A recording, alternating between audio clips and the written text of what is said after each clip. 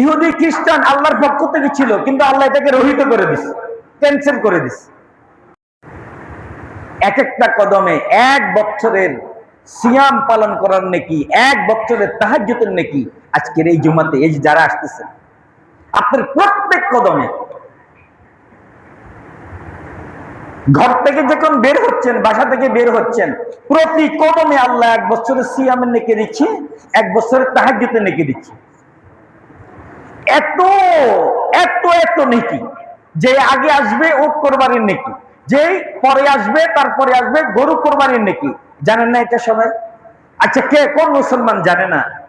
অথচ মুসলমান গুলো কানে আর নাকে সরিষার তেল দিয়ে ঘরে বসে আছে।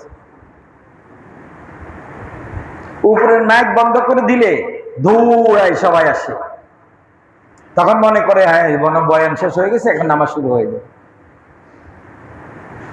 দৌড়ায় আসে। অজু করার ভিড় জমা দেখেন না?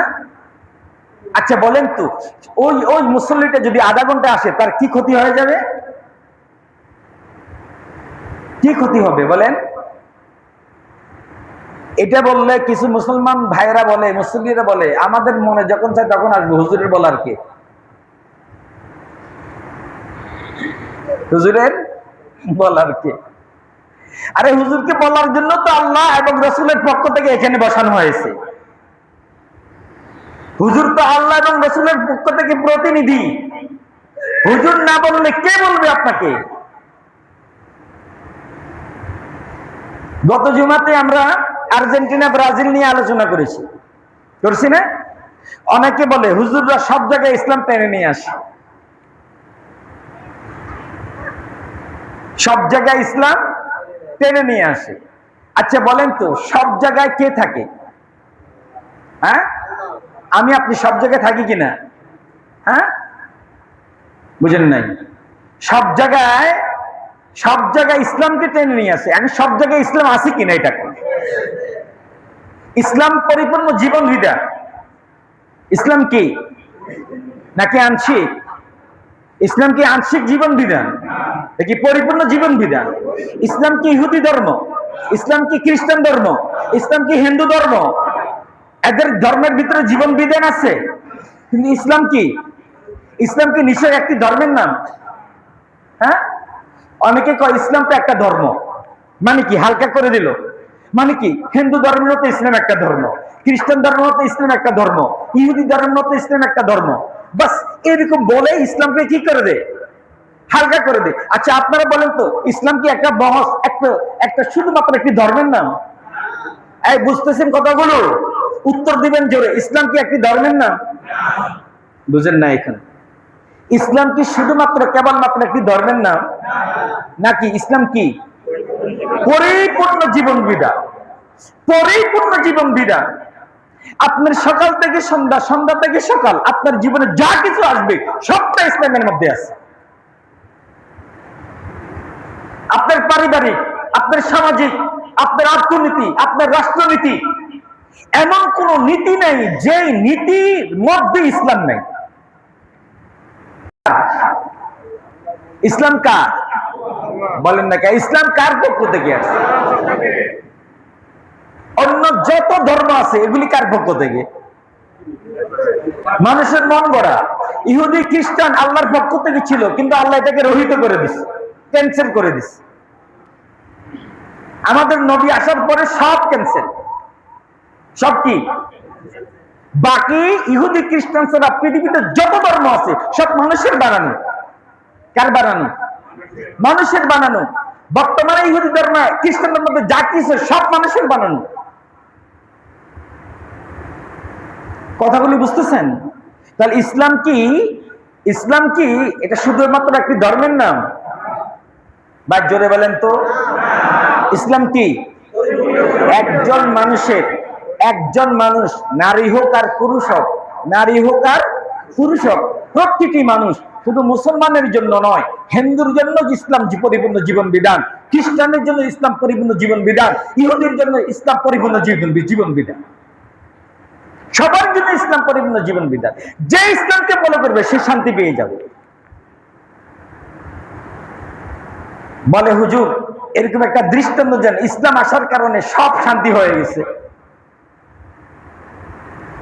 রাসূলের জামানার কথা দৃষ্টান্ত দিলে আপনারা বুঝবেন না, কারণ সেটা দেখেন নাই।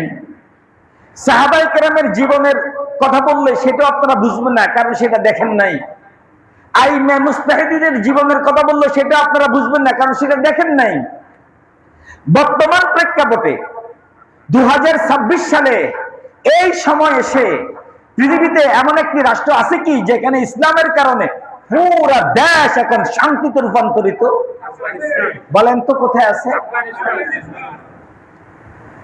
আফগানিস্তানের এই উন্নতি দেখে আমাদের দেশের সবগুলো মিডিয়া, এরা গতকালকে আপনারা দেখেছেন হয়তো, মিডিয়াগুলোকে ভারতে কোটি কোটি টাকা দেয় তাদেরকে, তারা যেন কি করে ভারতের সামসামি করে। হলুদ মিডিয়া, এই মিডিয়াগুলো কোন সময়ে, কোন পুরান সময়ে আফগানিস্তানের কিছু বাবাদেরকে আনে যে খাওয়াইতে না পারার কারণে বাচ্চা বিক্রি করে দিচ্ছে। আফগানিস্তান নাকি খাওয়াতে পারছে না, এই জন্য বাচ্চাদেরকে বাবারা কি বিক্রি করে দিচ্ছে। ভিডিও ভাইরাল, দেখেন নাই? অথচ আফগান সরকার এটা জানেই না। কখনকার এই যে কোন ভিডিও এনে এখন নতুন করে আফগানিস্তানের বিরুদ্ধে আমাদের দেশের হলুদ মিডিয়াগুলো প্রচার করতেছে। অথচ প্রতিদিন প্রতিনিয়তে আল্লাহ এই ইসলামী হুকুমতের কারণে, এই ইসলামের কোরআনের শাসনের কারণে, পরিপূর্ণ জীবন বিধান হিসেবে মেনে নেওয়ার কারণে আজকে পৃথিবীর সব জায়গা থেকে আফগান নিরাপদ। এটা আমার কথা নয়। যারা 20 বছর তাদের সাথে যুদ্ধ করে হারিয়ে এখন চলে গেছে, এরা গত বছর দেখেছেন একদল এক ঝাঁক ব্যবসায়ী কোথায় গেছে?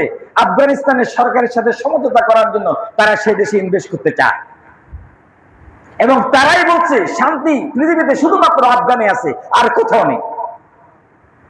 কেন? এরা ইসলাম কোরআনের হুকুমত কায়েম করছে। এই জন্য 21 সালে আফগানিস্তানে তালেবান ক্ষমতা আসার পরে এই পর্যন্ত আফগানিস্তানে 2টা রেপ হয় নাই, ধর্ষণ হয় নাই, বলাৎকার হয় নাই। কেন বলেন তো? আপনারা জানেন 22 সালের শেষ দিকে আফগানিস্তানে একটা লোক একটা মেয়েকে ধর্ষণ করেছে।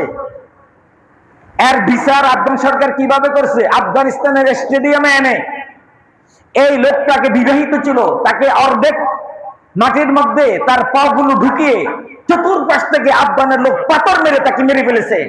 আর এটা পুরো আফগানিস্তানে সাংবাদিকরা সুন্দরভাবে সবাইকে দেখিয়েছে। এটা আল্লাহর আইন। আল্লাহ বলেন একজন অপরাধীকে একটি শাস্তি প্রদান করো, সারা দেশের মানুষ এটা দেখে আর এই অপরাধ করার সাহস পাবে না। এটা আল্লাহর আইন।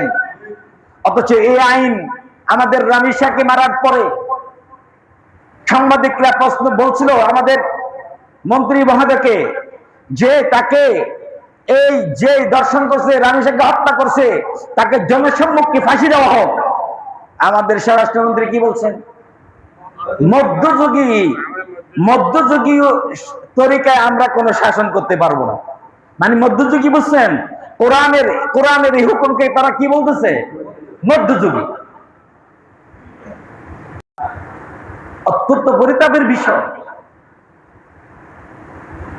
অত্যন্ত পরিতাপের বিষয়। নিঃসন্দেহে দর্শন বলেন, বলাৎকার বলেন, সবটার শাস্তি কি? মৃত্যুদণ্ড। সবটার শাস্তি কি? যদি কোন দাড়ি টুপিওয়ালা কেউ যদি এটা করে, জনসম্মুখে ফাঁসি দেন, তাকে ফাঁসি দেন। তবে ব্যক্তির কোন অন্যায়ের কারণে, ব্যক্তির কোন গুনাহের কারণে, ব্যক্তির কোন কি খারাপ কাজের কারণে আপনি মাদ্রাসা বন্ধ করে দিবেন? বাংলার জমিনে এই স্বপ্ন অনেকে দেখছে। কি বলেন? এই স্বপ্ন মনে পূরণ হবে?